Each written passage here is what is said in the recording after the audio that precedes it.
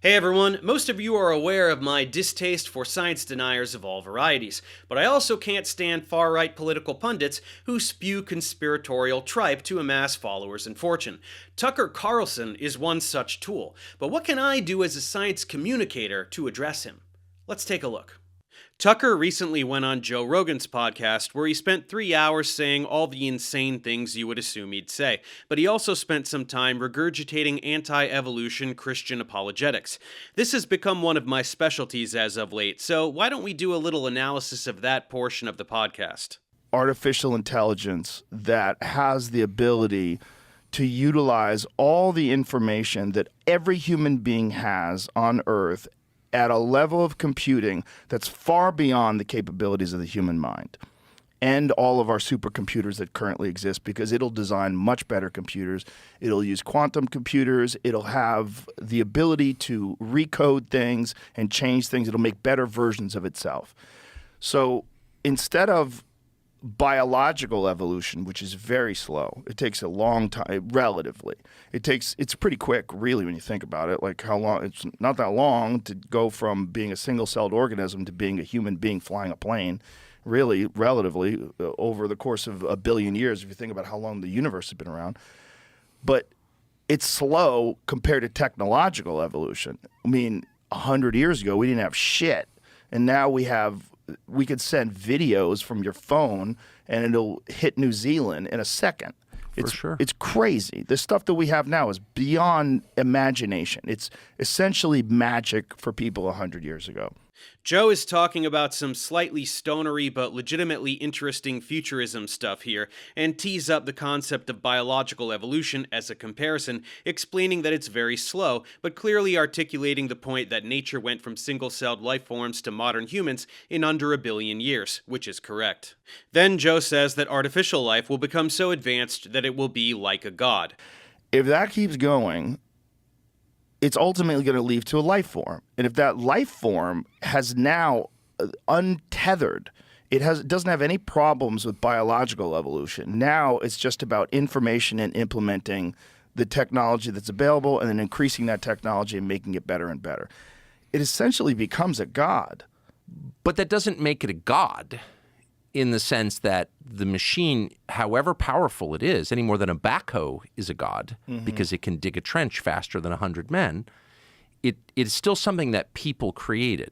Tucker twists it around and says it won't be God because we made it, which isn't the point, and then lightly fearmongers a bit regarding AI. That aspect is not terribly relevant or worth discussing, so let's get to the science denial. Is that okay with you, Tuck? I mean, you know what I mean? Awesome, here we go. If evolution is real, and if there is this constant...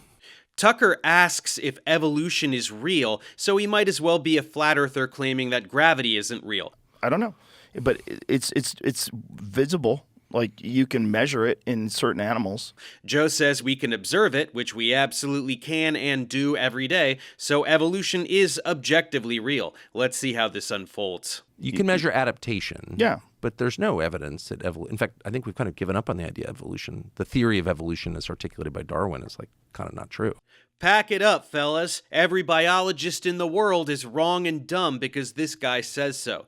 That's right. In one sentence, he reveals his profound stupidity in first regurgitating the creationist trope that evolutionary biology is nothing but the utterances of a 19th century prophet instead of a thriving field that has grown immensely and would be totally unrecognizable to Darwin, and also that somehow we've given up on evolution, when in reality, literally nothing in the entire field of biology is discussed outside of an evolutionary framework.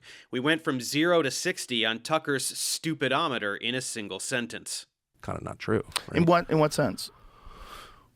Now, a lot of people hate Joe. I bet some of you watching hate Joe. I don't. I acknowledge that his platform is problematic and he's part of the obnoxious anti-woke mob, but there is merit to breaking down echo chambers, and I've seen him push back on questionable guests, even aggressively. Sometimes his personal biases cause him to deny certain aspects of science, thereby empowering a guest, and the result is the propagation of dangerous misinformation.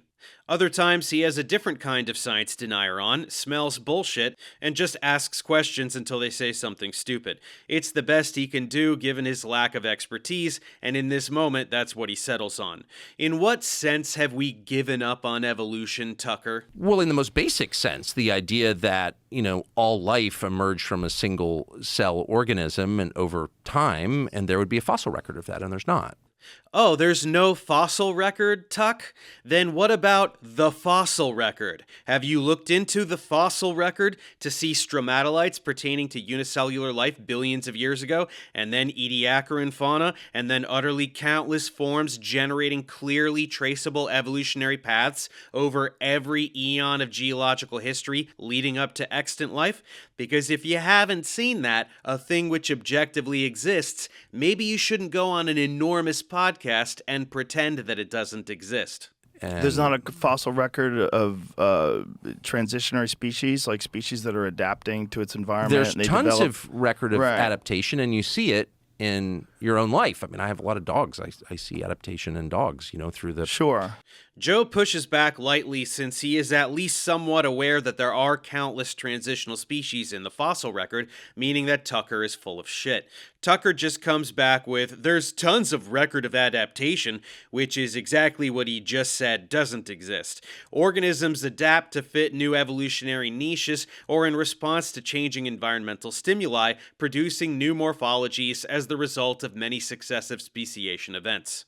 Adaptation is part of evolution, you nitwit. Of course, he doesn't even understand the sentence he just spoke, so he immediately pivots to modern dogs, which are specifically not the product of adaptation, but rather artificial selection, so it's literally the worst example he could choose. Okay, Tuck, let's talk about dogs. No, there's no evidence at all zero, that, people... evolve seamlessly from a single cell amoeba. No, there's not. There's no chain in the fossil record of that at all. Never mind, no dogs after all, just back to reiterating the same baseless incredulity. Yes, there is completely insurmountable evidence that precisely that did happen. There is so much evidence, in fact, that analysis of this evidence is broken up into completely different fields of science. Anthropologists study the enormous variety of hominid species that diverged from our most recent common ancestor with other extant apes, and also even farther back with more primitive primate forms. On a broader scale, paleontologists study fossilized remnants of plants and animals over hundreds of millions of years, each specializing in a particular era or a particular phylogenetic taxon. If you'd ever bothered to get off your ass and learn something, you would have found that all of this information is very easily accessible to you, and you wouldn't say something so profoundly stupid for millions of people to hear. And that's why you don't actually hear people, you hear them make reference to evolution because the theory of adaptation is clearly, obviously true. There is no theory of adaptation, genius. That's not a thing. Adaptation is an evolutionary process. By saying adaptation happens, you are saying evolution happens. If Joe were better equipped to handle this buffoon, he would have asked what Tucker thinks the difference is between adaptation and evolution, and how adaptation occurs mechanistically on the molecular and cellular level, at which point Tucker would shit his pants and change the subject. But Darwin's theory's totally that's why it's still a theory almost 200 years later. No, we have not found that at all. And of course, it's not a conversation with a science-denying moron without the still a theory script. Theories do not ever become anything other than theories under any circumstances ever, no matter how well corroborated they are, and evolution by natural selection is as corroborated as any theory can be. That's why every biologist in the world would laugh in your face if they heard you say any of this, just like any chemist would laugh in your face if you called atomic theory into question. And I can't even guess. I mean, I have my own theories on it, but they're not proven. Oh, Tuck, the little amateur scientist, has his own theories that are more consistent with observation than 200 years of biological research he is clueless about. But of course, they aren't proven. What are your theories? God created people, distinctly. Joe wants to know Tucker's theory, which of course isn't a theory at all, it's just God did it. Tucker is a creationist. God went blippity-zappity-doo and humans appeared. Adam and Eve from dust and a rib, most likely, since humans are made of dust and rib. And animals.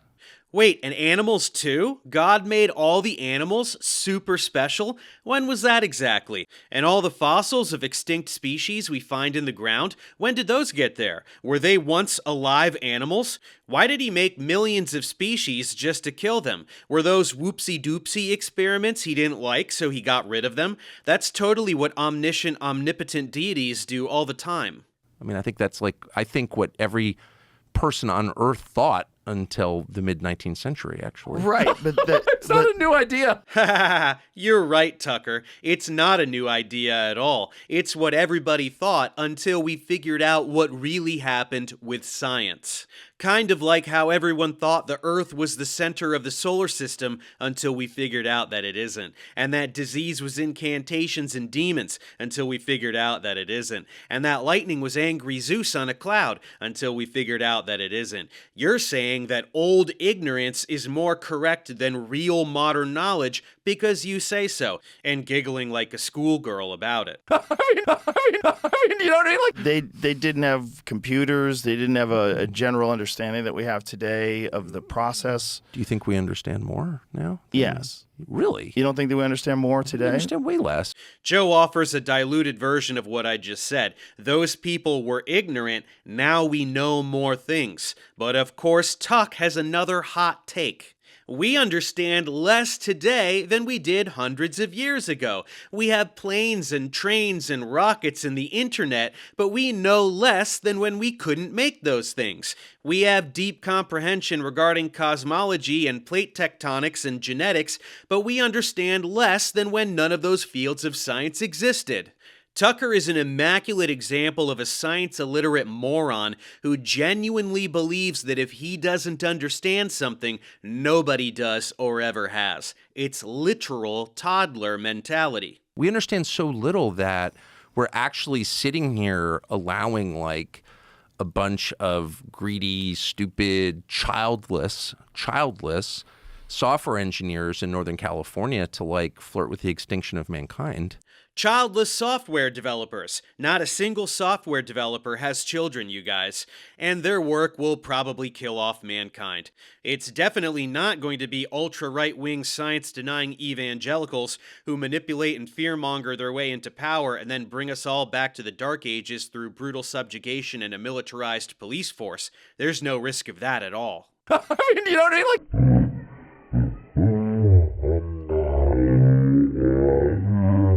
so no, previous generations would be like, what? No? Stop?